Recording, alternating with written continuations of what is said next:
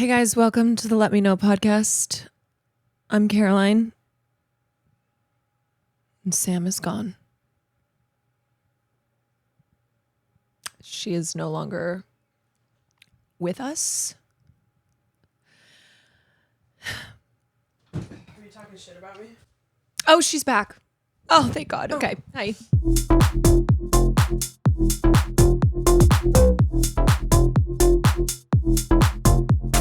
My mom got me the best gift ever, which I think I spoiled like a couple episodes back. But she got me the Galinda the porn Barbie. porn Barbie. It's so at first glance it is a normal wicked Galinda. But on the back, this is the most important part. There is a website, www.wicked.com, which if you type it in sends you to a porn site. So collector's edition. Which you've obviously already checked out. Yes. Yeah. Wow, that's going to be worth... It's gotta be. That is going to be worth something. Something. For sure. It will be worth something. Back here. Yeah.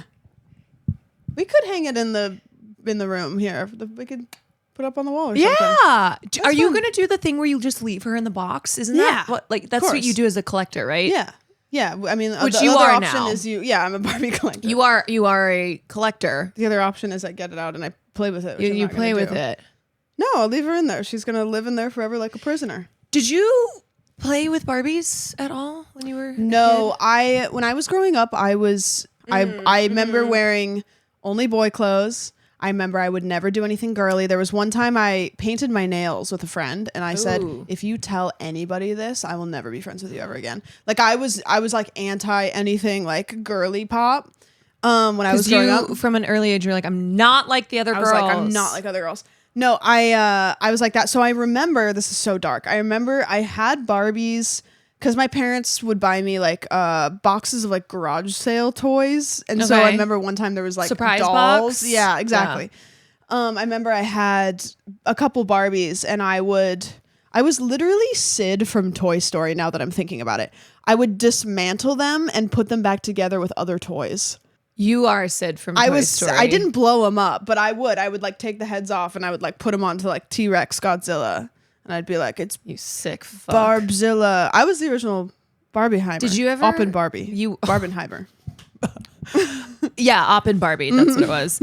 Did you ever make your dolls have sex? Like, I remember doing some or like scissoring whatever with them. your idea. Yeah. Yeah, and I was like you probably didn't know what it was. No, but you were I like, was like, this is. I remember. Speaking of being a kid, I remember trying to comprehend because I didn't understand where the penis was. I knew it was. Wait, where is it? Like I knew it was here, but I didn't know if it went down or if it went out. And so I remember being like, okay, my vagina it's like a slide is under here. And how does it? So I was like, I remember taking dolls and being like, what is the physics here? I was like, there would have to be a hole here if it did that. And so I remember taking dolls trying to like math it out and be like, how do people have sex? Like this doesn't make sense. Yeah. The architecture of this doesn't make any sense. Did you figure it out? One day eventually. Okay. I did. Yeah. It was about 3 days ago. Yeah. I didn't have Barbies when I was a kid.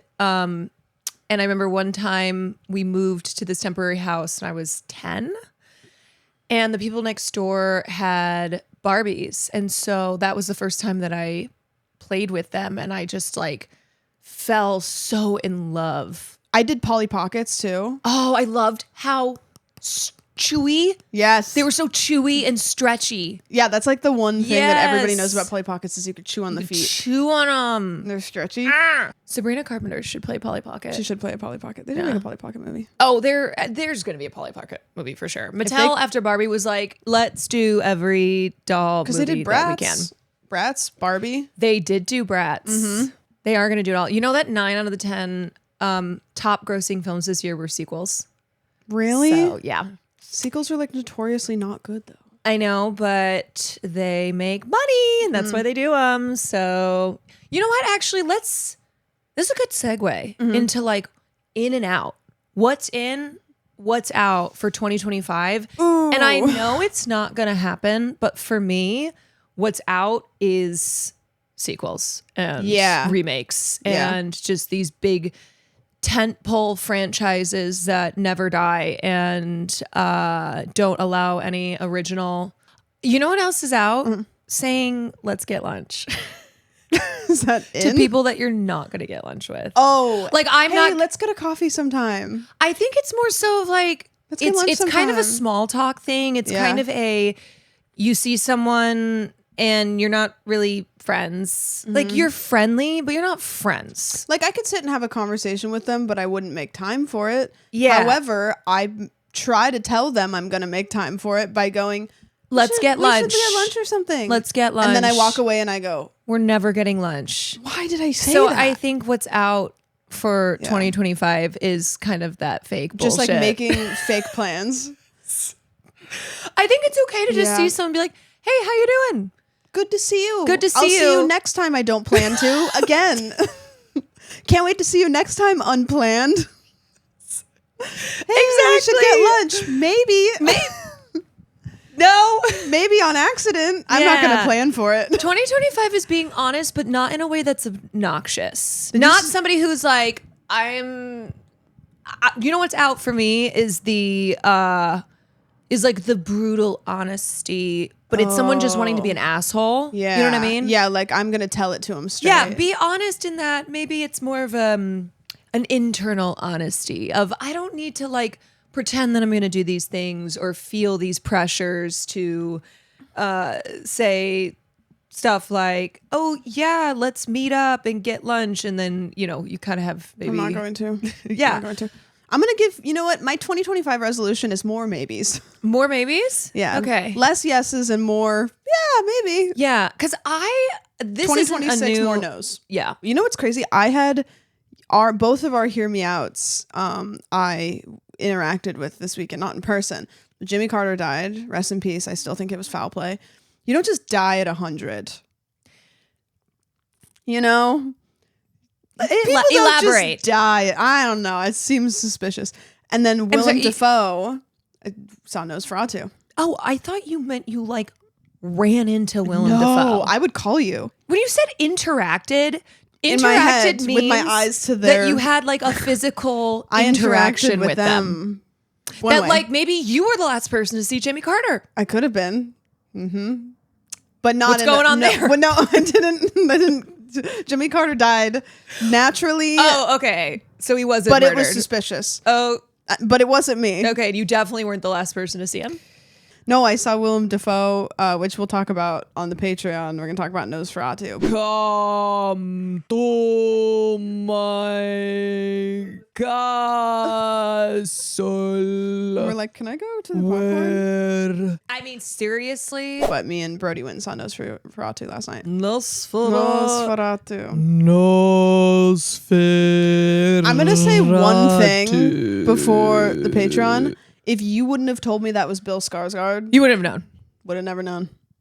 Yeah. Would have never known. No, Killed he it. loves to completely disappear into. He's kind of like our generation's Andy Serkis. He's like the sexiest monster. He's so sexy, but I also am like, because I find him so sexy and weird and intriguing, like I kind of miss when he totally disappears. Yeah, it's like I want into a role where you're like, okay, well, did you need Bill then? Yeah. You know? no. Like I want his haunting, way too big eyeballs. I watched an interview with him today and he spoke Swedish. And I was like, I have a does new that do it hear for me you? out. He's not a hear me out. Well, he might be a hear me out. Bill Skarsgård as No. Nosferatu is my hear me out. Oh. All right, we're gonna save this Anyways. for Patreon. Okay. You're lying. No, Maybe. We'll Okay. see. So by the time you're seeing this episode, it's going to be 2025. It is. We are going to do, for this episode, special episode, a 2024 year in review, month to month, go through the things that we thought were impactful to ourselves or the internet. I'd also like to sprinkle here and there people who died. Let's start off with the best month out of the year. Do you want to know why January is the best month out No, of the year? shut up. No, you're a contrarian. Capricorn. If I were you, I would change my birthday. To what? Not January. Would you change it to your birthday? Yeah. Well, then. Okay. great. I think September and October, great birthday months. I would love to have my birthday on a leap year because then I could be pick me girl about it. Oh my God. Can you Would imagine be that person who's like, I'm sick? Yeah, and then people would be like, "Oh, Brody's a pedophile." Yeah. You would make I'd make so many pedophile jokes. Thank God you're not born on a leap year. I would be so much funnier. It would be your one joke. It would be my one You wouldn't joke. stop. Okay. My personal thing that I was really paying attention to in January was the whole Gypsy Rose saga beginning. Wait, is that when she was released? She was released in December of 2023, but most people didn't know that, so they didn't really know who she was until January. I knew who she was for years, but a lot of people picked up on the Gypsy Rose train in January of 2024 because Lifetime came out with a documentary Life After Lockup about her release, and she met and got engaged to a guy when she was in prison, and so she moved out of prison into live with her ex-husband now. And there was a documentary just kind of like chronicling basically her keeping up with Kardashian style life drama because she was with her new husband, then they broke up, then she got back together with her ex-fiance who she also had gotten engaged to in prison. It was messy. And it was very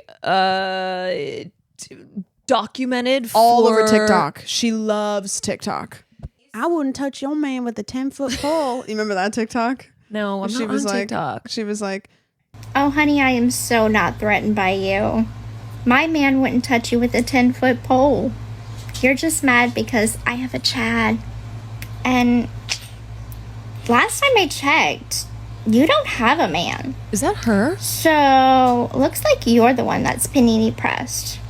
I just have to say the obsession with Gypsy Rose, though, when she was released is like, we need Gypsy Rose on TikTok. Why? It was weird. The internet infantilized her, and also like the internet was terrible to her because like the reason she went to prison was horrific. It was like a horrific murder of her mom based on her suffering from Munchausen. Yeah, like the whole thing was very sad, very tragic. This was a deeply abused child who resorted to orchestrating the murder of her mother and then went to prison for 10 years, and she shouldn't have, but it's just sad all around. It's sad all around. And then when she came out, people were like just obsessed with her. I mean, she went from being in prison isolated to having millions and millions and millions of people keeping up with her every move, and it was horrible. It went exactly the way you would think it was, where she just couldn't handle it, and then it kind of started to get weird, and she was famous. She became famous. That's something that I don't want to bring into 2025. I am so tired of this obsessiveness with turning anyone and everyone into a celebrity that we just like it destroys people. It's so sick and not normal and extremely unhealthy, and just needing like every person who is a public figure for some reason or another to produce content for the masses to consume. I'm done. And the thing is too, is people were getting so parasocial about her relationships, and it's like she's dating at like a high school level because she went into prison when she was like 16, something like that. So it's like she's experiencing like high school level dating now, but she's just getting married now. She's pregnant. She's gonna have a baby soon. Oh my God. And she'll probably have some TLC show like Life After Prison with my baby. They'll be all over it.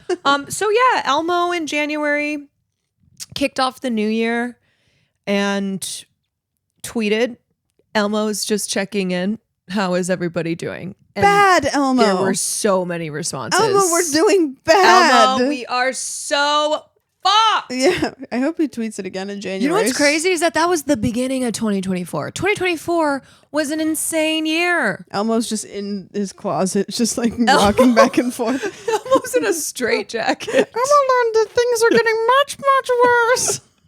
There was just something so humorous about how the collective response to Elmo was, "Shut the fuck up, Elmo!" Like, Elmo, we are fucking awful. It's so good. Okay, February actually had like, I'm going to say this for every month. February had two of my favorite things of the year because it was just like, showing how goofy things on the internet can go. The first one was the Who the Fuck Did I Marry saga, which did you watch the whole thing? Yeah, I was like the first person on Twitch. I'm going to take that title. Watched the entire series. I think I spent 2 streams watching the whole thing. I'm going to sneeze. Bless you. Thank you. Yeah, so Who the Fuck Did I Marry was a series that was about 5 hours in total. 7.5 hours. It was in total. 50 parts. Of this woman, her name was Risa Tisa, and she documented on TikTok a whole saga about her getting married to somebody who turned out to be faking their entire identity. And the internet just became absolutely fascinated by it because she laid it out in a story and people were encapsulated. We watched the whole thing. Even though it's about 7-8 hours, it is still worth watching, to be honest with you. And she just got absolutely rolled by this con artist who she married. I think there's something fascinating about somebody who is telling a story via a platform like TikTok where it's in small parts and it's a story that is actually like 100 stories. Yeah. And it just, I mean, we love stories, right? We're hooked. It's interesting because TikTok is the shortest form content. So realistically, she could have sat down and told the whole story for a YouTube video. But it wouldn't have hit the same. It wouldn't have hit the same. And I probably wouldn't have watched a 8-hour Well, you know what video. it was like too? It was like a televition show where you get an episode and then you have to wait because she didn't drop everything at once. She was doing it. She had like throughout her makeup. She had her hair done. Had her hair undone. She was driving. And she was so like, "It's my birthday And so people today." would be waiting for like the next drop. Another thing in February that happened. Do you remember the Glasgow? Oh, dude, that Wonka was. experience? You know what? That was gonna be mine. So let's talk about it. Okay, so here's the context for the Willy Wonka experience. This was an event in Glasgow, Scotland. Glasgow.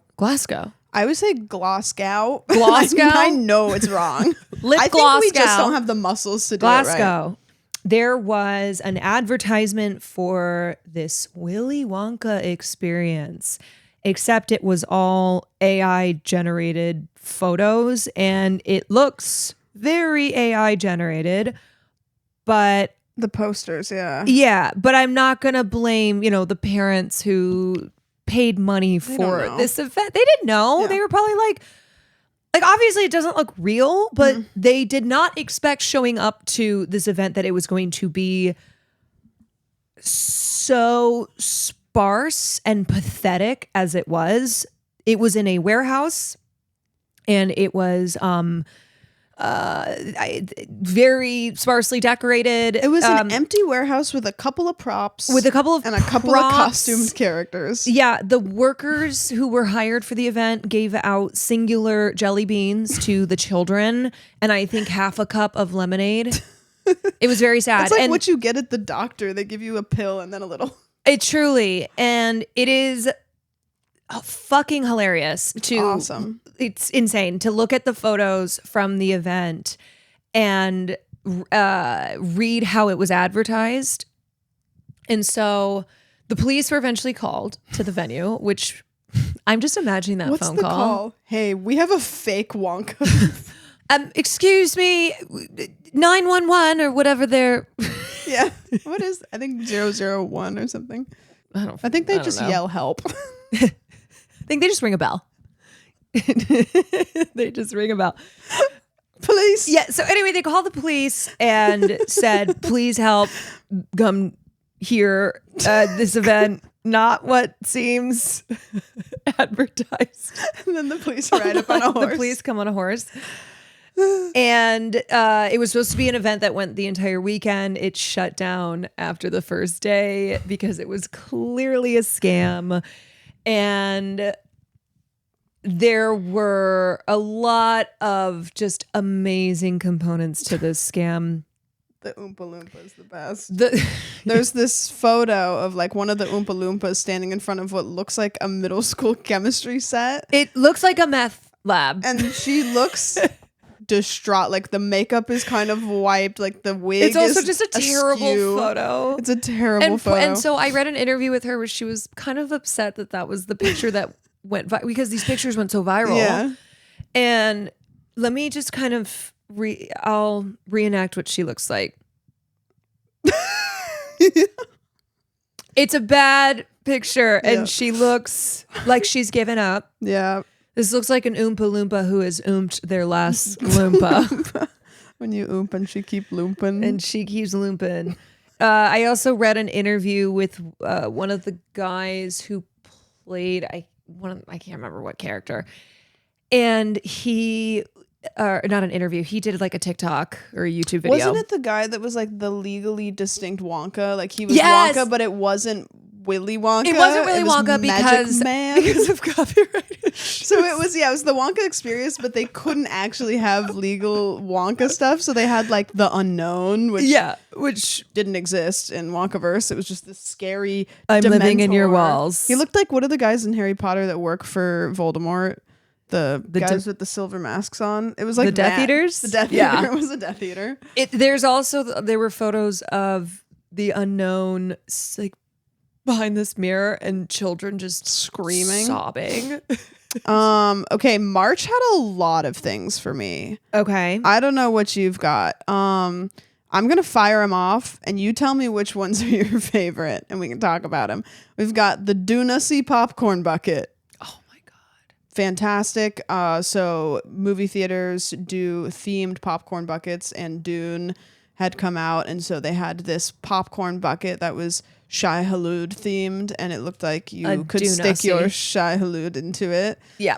Beyonce came out with a country album, the Kate Middleton missing conspiracy. Kate Middleton's just into Photoshop. Yeah, She's dabbling in Photoshop. She was dabbling. That was a wild time. That was a wild time. And then people were kind of like, what the fuck is going on? Like, we haven't seen Kate Middleton, and she's posting these photos on Mother's Kate Day Middleton? All with the her conspiracy kids. theories. Where is she? And then she comes out and I says, was fully ready to believe that she was dead. Yeah, the AI photos were insane. I mean, it wasn't clearly AI, but when she started looking, it was like, okay. Yeah, I just do not trust the royal Something's family. weird. They are sketchy motherfuckers. I'd love to hear their secrets. Just tell us about Diana. Just be honest. Be honest. Somebody knows. Be honest. But yeah, the Kate Middleton, where in the world is she? Where it culminated in the reveal that she has cancer. And nothing will take the fun out of the big C. They dropped the will big take C the fun on us. out of and you know, the big C was conspiracy, and then the big C became and then the cancer big bomb. C became And we're cancer. like, God damn And it! we're like, oh well, okay, alrighty. But we also got the Costco guys. Speaking of big C, the Costco guys started to make their surgeons. Because I'm online, I am aware of who they are, but I made the decision that I was not going to at all look into what I think this the Costco is. guys have been the threshold for a lot of people of, I think I'm done with the internet. Yeah. it's You know like, what? what I are they can't doing? avoid this because I am online. And so I know who they are now, but I'm not going to check them out. No, it's just like you've decided that is a part of the internet that you can check into or stay out of. And I think that I've decided I think I won't be interested. Yeah. Because I don't think that they're harmful. I just think they're producing internet content that doesn't suit me at all. And I'm like, no. You know what? Not for me. Not for me. Although they did give us the interview with Jimmy Fallon where he looked like he wanted to kill himself. That so was a for good. that, I we say love that thank you. interview. We got the Four Seasons baby. Me. 4 Seasons baby. And the Kendrick Drake beef started. The Kendrick Drake beef. And also in March is when the P. Diddy raid first. Right. I happened. saw that, but I wasn't sure. There's a couple of these that they extended through the year. So that's P. zero. Diddy's, it was in March that his Wow, that was a long that time his ago. home in Bel Air Did you know that was raided. that home was next to the house that Kai Cenat did his Mafia-thon at. Yes. It was the house next door. Yes, I did see that. Yeah. Unrelated. Because I know somebody that went to the wedding that was there, and they were like, yeah, that's the P. Diddy house. Just crazy. Yeah, I remember when the news was first breaking on that. And it was one of those where for a long time it was like, oh yeah, P. Diddy is evil. Yeah, yeah. Like He's- evil. But I think it was, I don't know, sometimes it's like you can't believe that the house of cards is actually Yeah. tumbling. Yeah, yeah. Next year's going to be a big year. It will be. It'll be interesting. We'll probably have some sort of soft conclusion in a way. Oh, also in March, Quiet on Set. Oh, Quiet right. On Set. I never watched that. That was another big one that I think people covered were that. watching. Yeah. I mean, that's like right up my alley of Hollywood, pop culture, entertainment, news, but especially looking at like Yeah. power dynamics, abuses of power. Yeah, exactly. April. So Challengers happened in April. Which is a Yes, big it one. did. We got it. You know what I wrote? I wrote at the top of this. I put rules. Rules. Okay. And I have 2 rules. The first thing is no things that repeat annually. So like I wasn't gonna write anything down that happens every year. So like, oh, we got the Met Gala. Oh, we got the Met Gala last year too. You know? So it's like things that repeat. I wasn't gonna write down. Also, only one Taylor Swift thing is what I wrote down in my rules. So I put down Tortured Poets Department. That's it. We're not talking about Taylor Swift again. Okay, thanks. Yeah. Because there was every month there was like a Taylor Swift thing, and I went, no, we're not doing this. I'm just. I'm not. I'm not a Swiftie. I'm not a Swiftie. I'm not a Swiftie. We gave her props for how big her tour was. You know, we talked about that. She's done the damn thing. She's done the damn thing. But you know who else? Very impressive. Who else? Who also? You know who else? I command else and also. Also. Kind of like it. Also, I kind of like that. You know who also influenced the music industry? Oh, Jojo in April? Siwa. Jojo Siwa. Who invented gay pop. Thank God Thank for God. Jojo Siwa. Freddie Mercury would be so happy. Do you have any predictions for Jojo Siwa MAGA. next year? Oh, you think she's going MAGA? Yes. Do you think she's going to do a MAGA song? I know. I think she's just going to have like some... Like she'll just be TikToks? seen like I think Jojo Siwa... wearing a MAGA hat? Not quite full send. I think she's going to kind of grift a little bit. I think she's going to kind of like start to lean, and she'll say some things that people will be like, what are you doing? Do you think she'll be like lesbians for Trump? Yeah. She'll do that? Yeah. I don't know why. Maybe she'll say she's the first lesbian MAGA. She's like, I'm leading the lesbians for I'm MAGA. leading the lesbians. Yeah, I think for that MAGA. Jojo Siwa is going to kind of lean a little bit right. I feel like does she already have a podcast?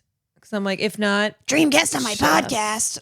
Oh, that's right. She does. Which is funny because Hey, I know everybody. I know that quote. I don't know what her podcast is or anything. Please. Dream guest We on don't my need to know. podcast.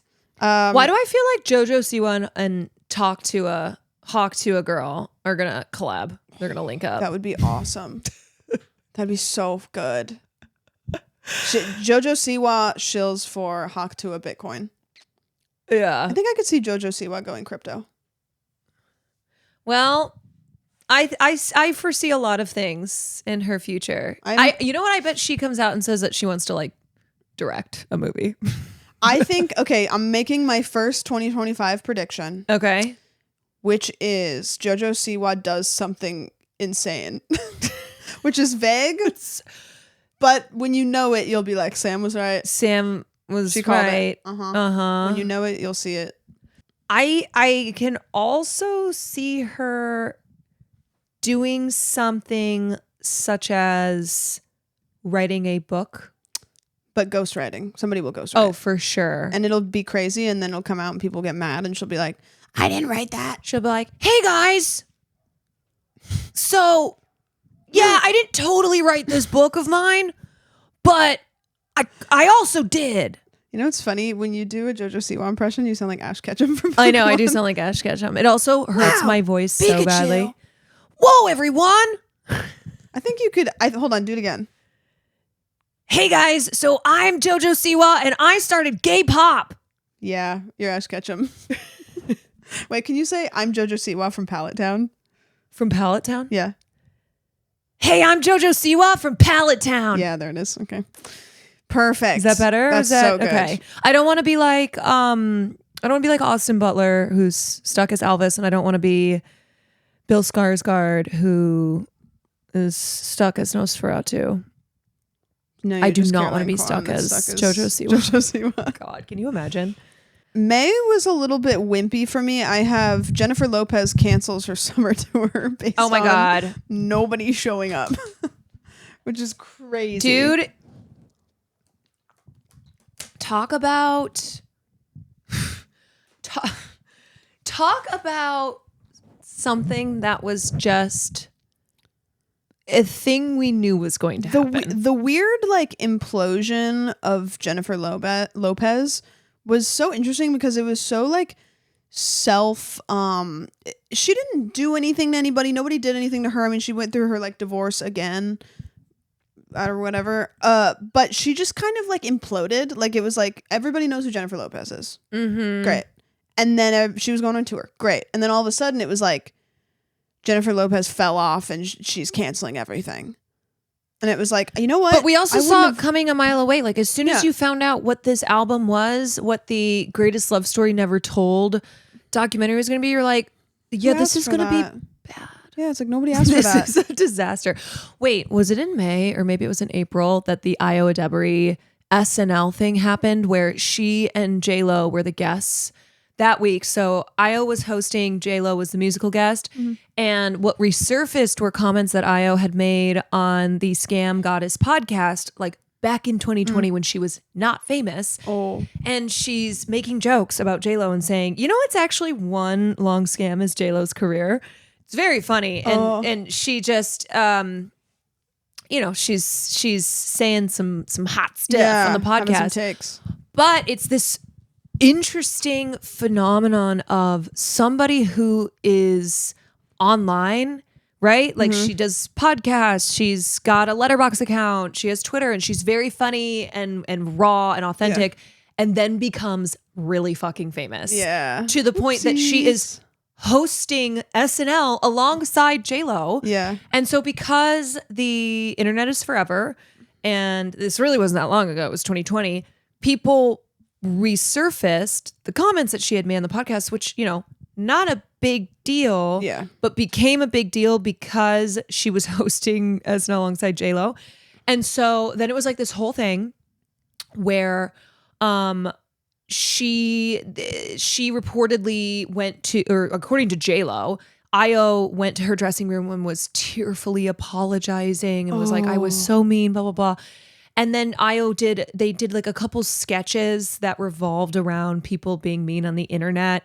And in one sketch, she plays a person who's like, yeah, you know what? People need to stop saying mean things online. And it just felt so pathetic. And it felt so like, you know what? I don't like living in a world where you have to be afraid to state your opinion. Right. To like be sassy, you know, right. Just say the things that like we would say here on this podcast. Yeah. Or on stream, like because you're afraid that you might that get person. to the point that you're now colleagues with that person. I think about that with everything we say on the podcast where it's like, would I say that to their face? And it's one thing I've noticed with pop culture podcasts that I love so much is that when they get into the big leagues of like, oh, you know, casually name dropping Nicole Kidman and how, you know, they hung out with her at some Vogue after party, or when the guests that they bring on are increasingly more A-list, you notice a drop off in the real fucking raw authenticity that made the podcast so great in the beginning, where they were unafraid They're less to relatable. Give their opinions. So what do we have next? Oh, June. June's big. June. You know why June is big? Why is June big?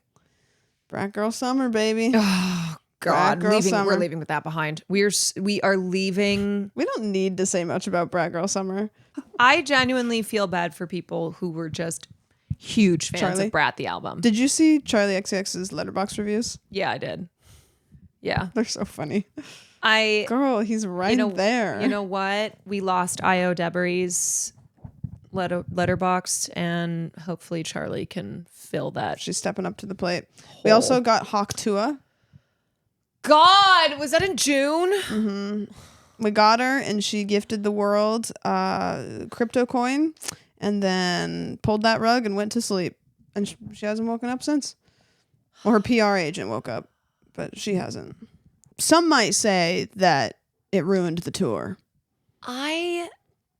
It's crazy to me that Hawk Tuah and Jimmy Carter existed in the same timeline. Do you think timeline. Jimmy Carter knew about Hawk Tuah? For sure. Yeah, you think? Yeah. The reason that he finally said it's time for me to go is because he invested in the Hawk Tuah coin. Yeah, true. Yeah, he fell for it, and he's like, you know what? I think this is it for me. Jimmy Carter pulled the rug. He invested in Hawk Tuah, and then yeah, I don't know, man. Hawk Tuah, I go back and forth between being impressed with her and being annoyed. Like, here's the thing. Did she create lots of money for herself and a light career out of the smallest internet fad? Yeah. So is it kind of impressive? Yeah. Was it also too much? And also, to me, showed that the internet is so full of like styrofoam cardboard ass content. Yes. Yeah, dude, it's also what we were talking about earlier with Gypsy Rose, where we just have this obsession with celebritizing everyone, right? The internet where everything is commodified immediately. Like the Hawk Tuah thing blew up, and then she was selling merch. I'm like, who's buying the merch? Yeah, that's where the it's thing. not even her that I'm mad at. Okay, No. now she did get a skeezy with little the crypto sleazy, coin. yeah. But as far as like the whole phenomenon of Hawk Tuah becoming this hugely influential figure based on one line from a YouTube video, like, that's not her fault. Yeah. That's our fault. Yep. That's our fault for being like, this is what content is, baby. And now, when it's like, give me everything. When she had her, this is how naive I am still. When Hawk Tuah happened, I was like, yeah, but like, where's she gonna go from here, right? Like, how do you have a career from this? Oh, you do anything, because now you are an influencer.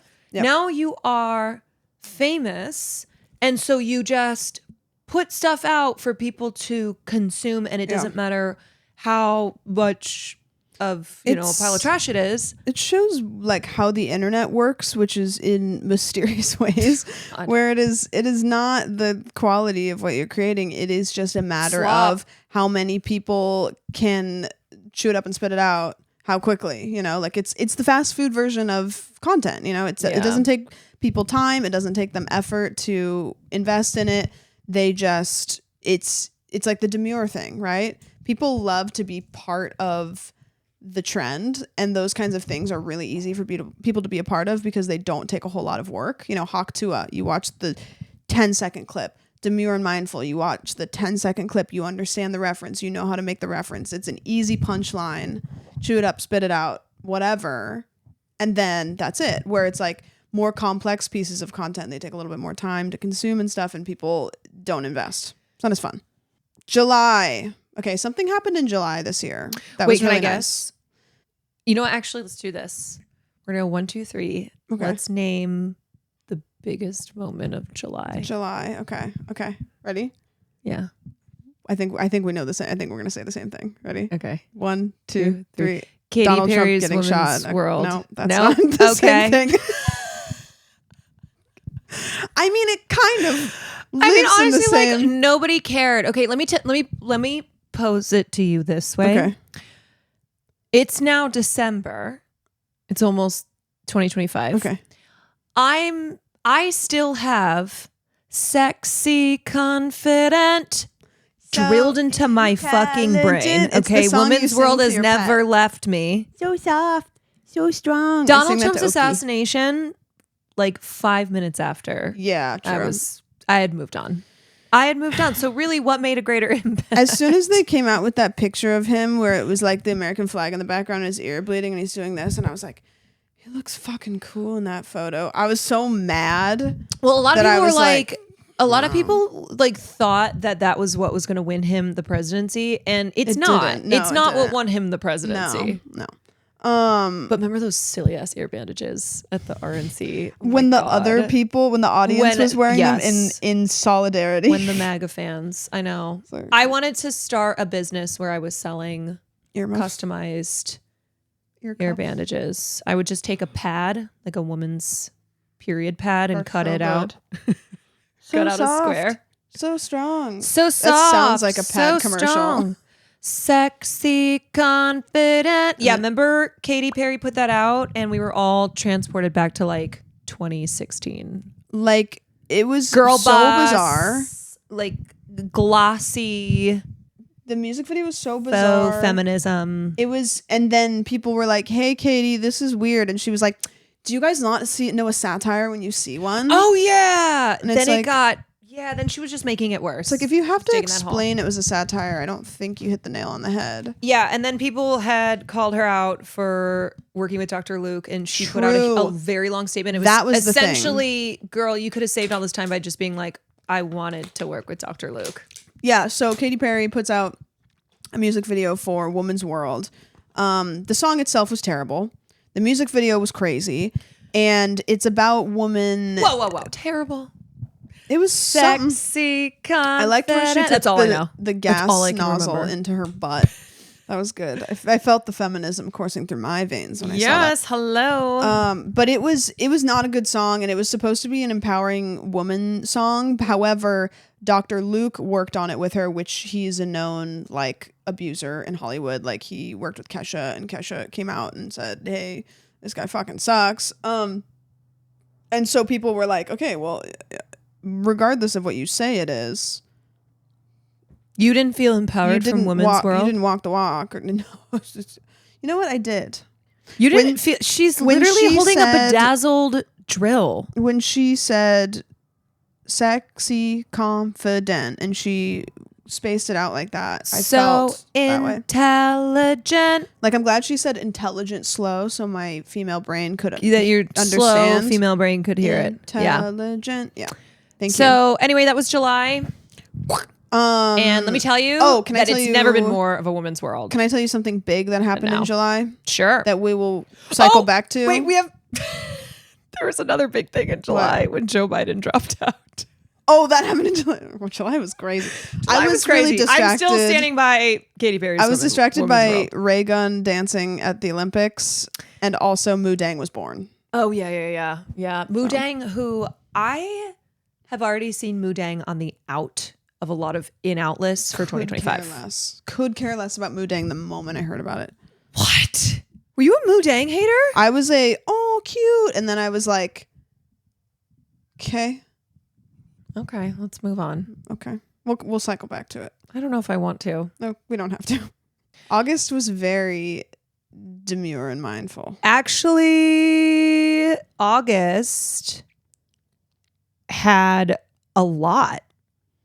I have a couple. Now that I'm things. looking at it. I have 3 things actually. Okay, fire them off, and then I'll fire mine off. So I put JLo files for divorce.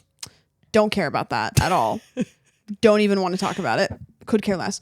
The Lana Del Rey, Jeremy Mary's Dufresne. So Lana Del Rey was Mr. seen Gator. with her. Her and a group of her friends went on a tour through the Louisiana swamps. Bayou.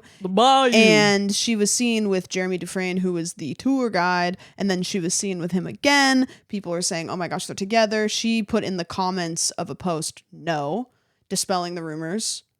And then pictures came out of her getting married to him.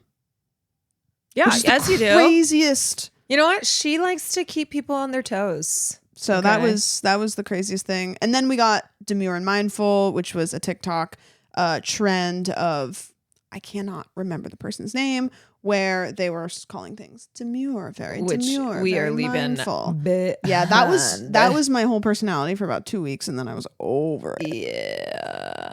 Is that all you have? That's all I got for August. What do you got? I have the Ballerina Farms stuff. Do you remember that story that Tradwife. came out where you're like, yeah, no shit, this is not as great as they're making that it was seem. an interesting one because it was a lot of back and forth of like there were a lot of things about her husband. So there's a woman. What was her name? Kelsey Ballerini. No, that's a country singer, dude. Kelsey Ballerini. She was a ballerina. No, her name is Hannah Nealman. Hannah Nealman, but their farm is called her online her influencer name is Ballerina Farm because she was a trained ballerina. She trained at fucking Juilliard. Yes. Then she meets this weirdo who's the son of the owner of JetBlue. And who he stalked her onto a plane. Yeah, he literally stalked her on the plane. He asked her out. She said no repeatedly. And then he bought a plane ticket next to her. Yeah, and forced her to be on a date with him. Yeah. And then they got married 3 months later. Yeah. And she became pregnant. She left Juilliard because he always had a dream of having this farm and having a little little wifey and a bunch of kids. Yeah. And anyway, there was this Sunday Times article that came out about Ballerina Farm. And you could tell repeatedly that the author was very sympathetic to Hannah. And there were multiple moments where her husband would answer for her. And then the author would be like, hey, how do you feel about this? Yeah. Or she would try to have these, quiet, private moments with Hannah where her freak ass husband was not. Yeah, he would domineering. he would walk in and out of the interview, and then when he would walk away, she would like ask a question. Yeah. And then when he would come back, then it was weird. Yeah. So it was revealing, but also not, because it's not surprising at all that this whole tradwife influencer couple with their huge family and who are living out this 1950s conservative idyllic nuclear family life, that tradwife has its roots in like conservative old school gender dynamics that are oppressive for women.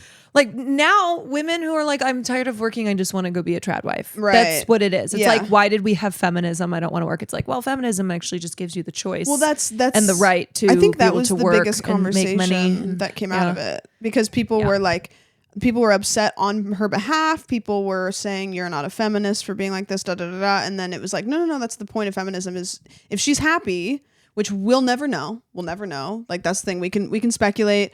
We can like whatever, but like we'll never like truly know if like that's the whatever. It's like that's feminism, is like she's always allowed to decide. She's always allowed to decide that if that's. But the other thing I always point out too is that trad influencers, they are working. They are making money.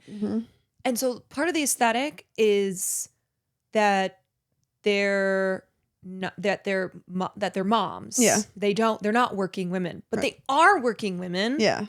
Because they're influencing. Like Nara Smith, she works. She's a businesswoman. Yeah. That's the She makes money. That's the whole thing with like a lot of content creators, like, like us, like it's like, hey, I play video games online, and so people are like, well, you just fucking play video games online. It's like, no, I work very hard to market myself to be able to play video games online, and if you could do it, you would too. And so it's like people don't understand that anytime you have a job where you're doing something that seems fun and cool on the internet, the backlog of marketing and work you have to do to present that is big. Is a big backlog of that kind of stuff. Another in and out for me: in pasteurized milk, out raw milk, because raw milk never should have been in the first place. Yeah. There's a reason that pasteurization was invented over 100 years ago. Right. I don't drink milk really. And well, it's a tradwife thing. That's a trad thing Oh. where they've tried to make raw milk. Oh, perfect. Good. Yeah, we're just thing. undoing It's like things. it's like a conservative, Is it like the anti-vax of milk? It's along those lines. Yeah. Okay, so also in August, well, it ends with us. That was when Which we talked about that first last was episode. made. I think it's important to understand the difference between something that is like Hollywood drama where it doesn't have any weight. There's no real world repercussions or it's news that you don't need to care about because it's about celebrities. I think there's a difference between that and then something like the whole It Ends With Us saga, because a lot of people will be like, oh, there's famous people involved. I don't care. This is bourgeois, elite class bullshit that doesn't matter. But at its core, it's about workplace harassment. It's about, the abuse of women and the retaliation when women speak out against the abuse. The reason why it matters is not because women like Blake Lively are more important in this world than, poor women, than working class women, than women of color, than women who don't have the privileges and resources that Blake Lively has. But because if this happens to Blake, a woman who is at the top of the chain, then you have to understand how much worse it is for women who are below her, right? Women who these stories don't get any attention because, one, it happens all the time. It happens in every industry. It happens everywhere. It happens in every part of this country and in this world. And two, because they are not, they're not famous. They don't have, they're not public figures. They're not people who like the news would be reporting on what happens to them. So there's a lot of people that I've just seen dismiss the Blake Lively, Justin Baldoni case because of the fact that it involves celebrities. But I think that I want to caution against that because it shouldn't just be seen as bourgeois bullshit. It needs to be understood as a case of sexual harassment at work and then subsequent retaliation when bringing up, when bringing up the concerns over the harassment. Yeah, it's the reason a lot of people are dismissing it is almost the reason why they need to pay attention because, they say, oh, Blake Lively, rich woman, this is not going to affect her. We don't need to be concerned about this because she's a rich lady. Me. Like, these are Hollywood people. They're not real people. And it's like, no, that about this and you're hearing about this because it's Blake Lively and you're hearing about this because it's at the scale that it's at, because it's Hollywood, but the core parts of it happen to women every day, all the time, all around the world, and those women don't get to speak out about it because they're not Blake Lively and because they're not going to have the support and because people are going to be even quicker to jump on them because they don't have a fan base. And so it's important for stuff like this because every time you say something against Blake Lively, even though she's a Hollywood lady, women who have to deal with it every single day see that and go, well, if that person is saying whatever, fuck, it's Blake Lively, why would they care about me? High profile cases like this one, abuse that involves famous people, it has a chilling effect, if the public and legal court decides in favor of the abuser because other victims, are looking at something like that, and it has an effect on it, like trickles down, right? So it's not that we should care only about celebrities. We should care about all victims of abuse, but it's just that these are the cases that get attention because of the people who are involved, and what happens, and what precedents are set. What outcomes are resulted in, and what the court of public opinion believes has an effect on non-famous, just normal everyday women. Do you remember the 21st night of September? Also, Sabrina Carpenter getting Eric Items indicted. Oh. Remember that with her song? God, I forgot that. Okay, you know what's interesting? The early months, I'm like, God, that was already back then. The later months, so September was kind of the big Chappell Roan boom. And I was like, September, huh? Okay. Oh, right. Because Yeah. this was after Coachella. Right. When she a lot of her did big her things, appearance. Coachella, the Tiny Desk, like those all happened they happened and then she boomed right after that. She big boomed. So retroactively, we've gone back to Coachella. We've gone back to her Tiny Desk concert. But yeah, I remember September. I remember I was watching somebody stream and my friend Alice was listening to Chappell Roan on her stream and they were calling her Chappell. So I thought the band's name was Chappell. Oh. And I remember hearing Hot to Go around that time and going, this is the corniest like internet coded song I've ever heard in my life. You were a hater? I was a Hot to Go hater. I was like, what the fuck is that? You were a Hot to Go hater. And then I heard Good Luck Babe and I was like, oh, that's catchy. And then I went back to Hot to Go and I was like, ooh, actually I like Red this. Wine Supernova was my first. Really? And I was so hooked. Yeah. I went Good Luck Babe, Hot to Go, Pink Pony Club, Red Wine Supernova. Baby, why don't you come over? I'm still a Chappell Roan stan. However, I need more Chappell Roan because I'm getting kind of sick of. I need some new Chappell. I need new Chappell. I need some new chaps. She's started to be a skip for me. Not a hate skip, but like not today.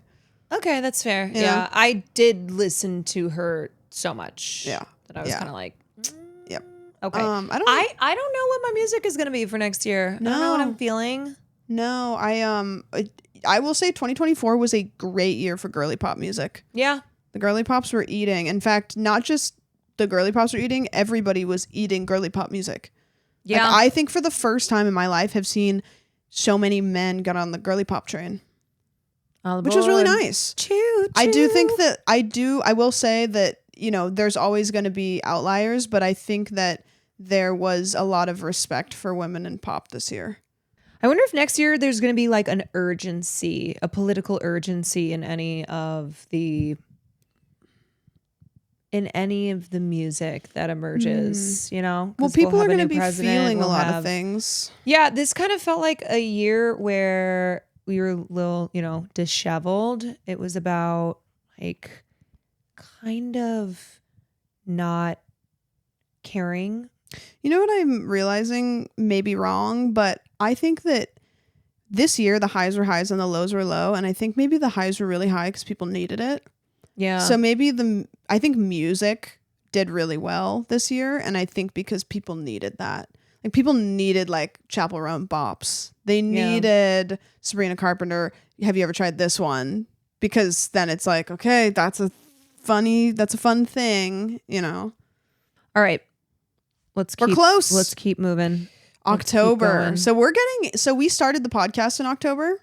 So we're going to start naming things that we covered, which is fun. Wait, did we set stuff in September, right? Yeah. Yeah. Okay. Oh, one thing Did you I'd have like to other say is Shelley Duvall died in September. Hi, I'm Shelley Duvall. Hi, I'm Shelley Duvall. Hi, I'm Shelley Duvall. Yeah, that was Miss her. That was sad. I was watching a TikTok series of this girl, and I don't know who she was. I think she was just a girl. She was a fan though. That she went to visit Shelley Duvall in the home she was in. She was regularly. She was like the president of the Shelley Duvall. Yeah, like fan club. I think from what I understand, the example of a devoted but respectful fan. Yeah, yeah, not giving Club Chalamet energy. No. But yeah, she spent time with Shelley, Mm-hmm. and it was right before Shelley died. Yeah. All right, October, Which is the month we started the podcast. So did we? yep. Because I remember we were trying We to decide if we did. wanted to do a Halloween episode, but then I was like, well, it's our first that was- episode, so it's like, is that weird? Wow.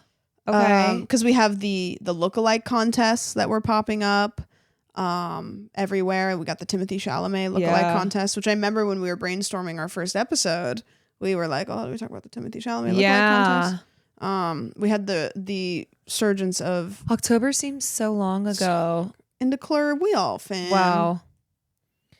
Okay. We all also Liam Payne died. Yeah, in Liam October. Payne. Remember that? Mm-hmm. Very, very shocking. And ever since then we've had updates on lots of I think it information also about his death. I think it also revived the conversation of how do you reckon your love of an artist and what their music meant to you with them having done really shitty things as a person, and the whole when somebody dies talking about them in their entirety, good and bad, and how there are a lot of people who are so obsessed with lionizing not even just celebrities but just people who have died in general. That's something that always bothers me. It's like you gain immunity when you die. Yeah, where it's like no, it's you can't speak ill of the dead, right? Like, how dare you speak ill of the dead? Like, well, Grandpa was a racist. Yeah, so. you're like, well, great uncle John was a real piece of shit. So no, I'm not going to do any revisionist history here now that he's croaked. Yeah, exactly. It's like with Jimmy Carter, where there's good and there's bad there, Mm-hmm. And of course, the media in memorializing him are going to leave out very important parts of his legacy. That are good and that are bad as well. Yep. November was a month. November was hard to come up with stuff because of the election. And it just was all consuming. All consuming. Joe Biden disappeared into the Amazon and never we been still seen have again. yet to see him. He's with Dakota Johnson's mom. Mm-hmm. The Onion tried to buy InfoWars, but then a bankruptcy court rejected the sale. So 2025 prediction is that The Onion manages to successfully buy InfoWars. Right. The Onion. Hoping. Gosh, I can't believe The Onion is still kicking. You know what? The Onion has been some of the most honest reporting. Yeah. No, I mean, not reporting, but like just has been some of the most honest commentary on Israel and Palestine. Oh, really? Yeah. Interesting. You know when The Onion kicks in, it's... Yeah, especially because so much of mainstream media has just really obscured and distorted the reality.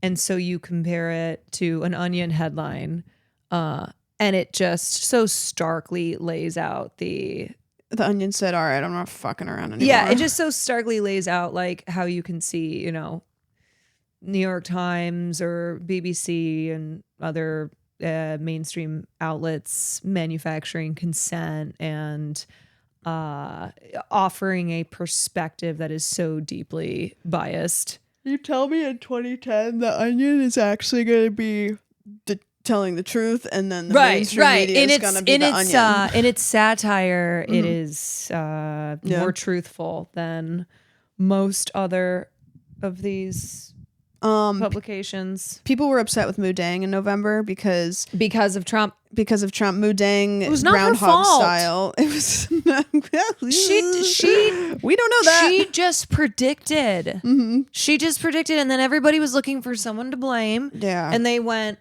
immigrants, LGBTQ people, and Moo Deng. The Father, the Son, and the Holy Hippo. MSNBC and blue checked libs online. They just needed to cast their blame, and so cast their blame they did, and Moo Deng was in the fire, the crossfire, in the line of fire. Yeah, and then December, you have been hearing from us all month, so there's probably not a whole lot for us to say that we didn't just talk about. We had Wicked, we had Luigi Mangione, we had Jimmy Carter died. Jimmy C is dead. Oh, you got planes crashing. We've got planes crashing. Yeah.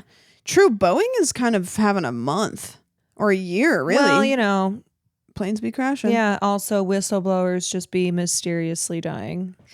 All right, so it's time for our last Let Me Know segment of the year. I'm going to start off. A lot of people died this year. Yep. A lot of legends. Yep. A lot of cultural icons, from music to movies to art. But I want to tell you about one icon that I feel like you probably don't know of. Okay. And she passed away back in March, so towards the beginning of this year. And her name was Iris Apfel. Okay. Do you know who that is? Mm-mm. Iris Apfel. She was this lady. Oh, okay. I've seen her. Okay. Where have I seen her? So Iris Apfel was famous for her fashion. It was very over the top. It was very, very maximalist. It was very showy and colorful. And she would mix like avant-garde couture with costume jewelry. And she just loved big, big, big, big, big. And one of her mantras was more is more and less is a bore. But she was amazing. She was really, really this just incredible woman, had an incredible life. She was a businesswoman, an interior designer, a fashion designer, a style icon. But why I want you to know about her is because she was legendary in that she became a runway model in her 90s. Ooh. She's the oldest person that Mattel made a Barbie doll, that fashioned a Barbie doll after. She became an influencer in like the last decade of her life and amassed 3 million followers because she was such a wise, eccentric, unapologetic person, where in our society, women as they age are expected to disappear, right? Aging is a burden. You retire. To those around you. Nobody wants to see you old lady, right? That's why we've had a couple films this year with Hollywood A-list women over the age of 50 that thematically is about exactly what I'm talking about. But Iris was a woman who she described herself as a geriatric starlet, and she was so awesome because she was not ever going to disappear. She was going to, in fact, do the opposite, which is that you literally could not notice Iris Apfel because of how just out there she was with her big fashion choices and her big personality. And I just think that she is super rad. Yeah. I think that is inspirational. I think her refusal to disappear, her refusal to accept that at a certain age you have to dress a certain way and behave a certain way. I also like the fact that she was youthful, not because she was trying to find the serum of immortality, you know, not because she was like getting all this plastic surgery done or dressing and acting in a way that like young people do, but because she was just so spirited, because she was always like a teenager at heart, and that was reflected in her in her personality and in her she fashion. Wasn't trying to go back to being young. She was like bringing the youth with her. Exactly. Yeah. Like she had these fabulous spectacles, these really, really big, like over the top, big black circular spectacles. She had this same silvery haircut and coral lipstick that she would wear for years. And so it's not that she was somebody who looked like she was 30 years younger than she was, but it was that her essence, her essence made her feel timeless, made her feel youthful because she was so playful, right? And I am just, you know what, 2025, I'm bringing that Iris energy. Irisifying 2025. I want women to bring Iris Apfel energy into 2025. Never look back, okay? Yeah. Do not feel like you should be a beige picture on the wall that doesn't take up any space. That doesn't take up space. Like be somebody who refuses to disappear. You know, if you want to be heard, be heard. If you want to be seen, be seen. Yeah, you like don't let other people decide when you're done. Yeah, because I think society does that with. You see a lot of times men get appreciated in their old age, where women don't in the same way. Men, as they age, are not expected to be invisible. Yeah, yeah.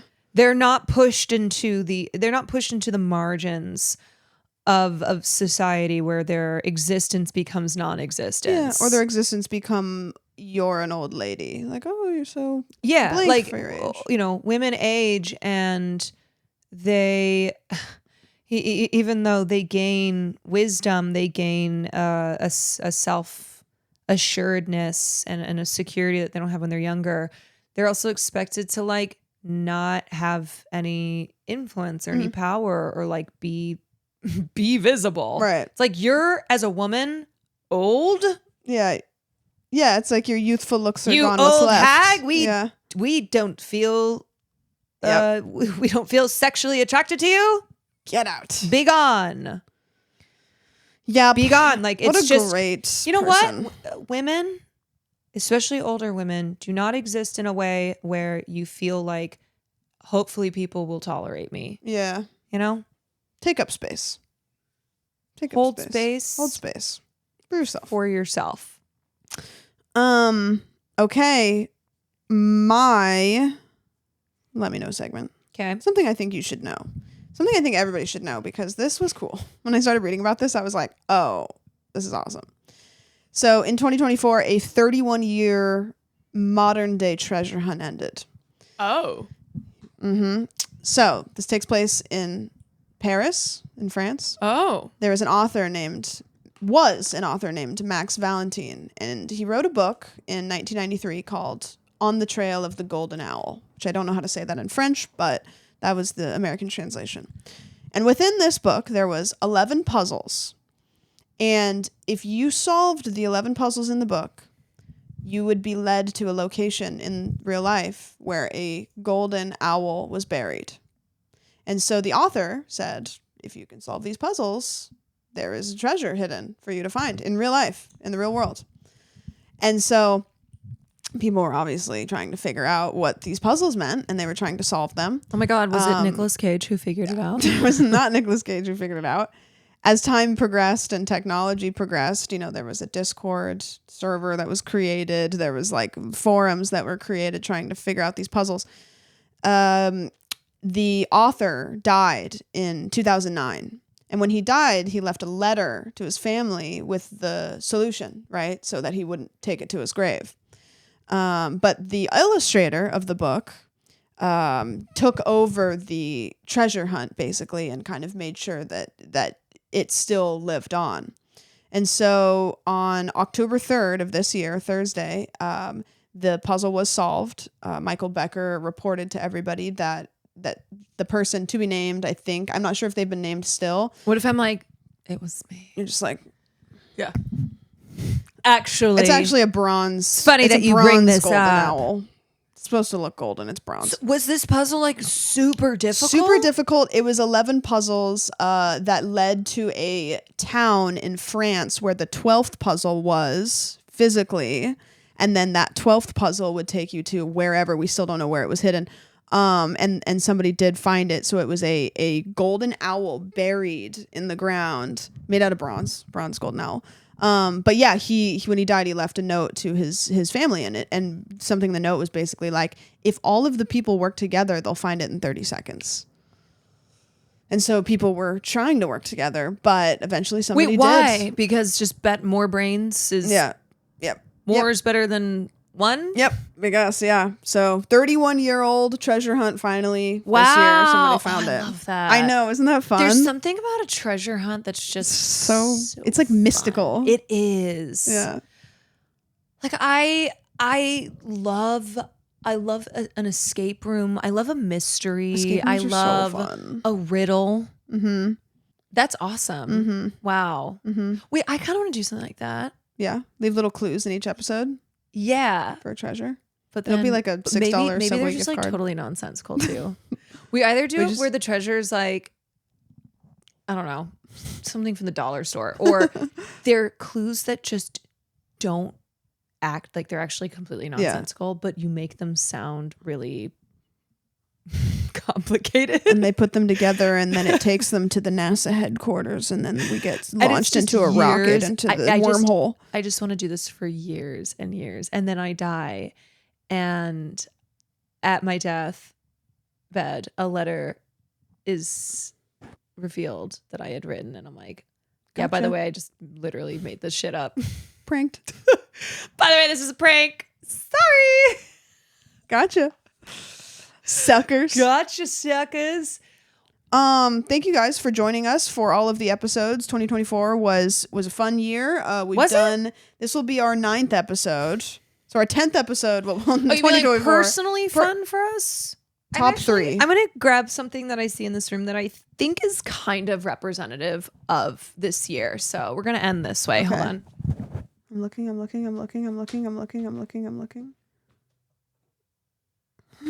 feel like it's this. The taxidermy stripper mouse. That's a scene from Anora, actually. Sean Baker took inspo from Yeah. this. This feels like 2024. This is visually. a taxidermy stripper rat that I bought on Etsy. And it's missing She's one missing leg. a foot, the rest of her tail, Yeah. her arm's broken. Her name's Candy. Candy. I used to have her on a spinning thing. Yeah. So Candy. Candy. Candy. To Candy. To Candy, to all of you. Mm-hmm. I hope you come with us into the new year. We're going to be moving on to the Patreon segment where we're going to discuss the movie Nosferatu. Nosferatu. Answering your burning questions. So if you're interested in watching that, also if you don't want to pay for the Patreon, come drop by our Twitch streams on the day that we post, and we like to drop a couple of free Patreon subscriptions. So if you're somebody that's interested in that, pop on over and you might snag one of those. Come on over, And baby. and yeah, thank you guys for joining us in 2024. We'll see you. Well, technically this comes out in 2025. We'll see you next year. We'll see you right now. Come on, come here, come a little closer. Don't be afraid, no, I don't wanna hurt you. Little more, come near, let me just show you. Don't know, can't talk, let me just show you. Don't be obsessive, it could be intensive, it could be explosive, it could be offensive.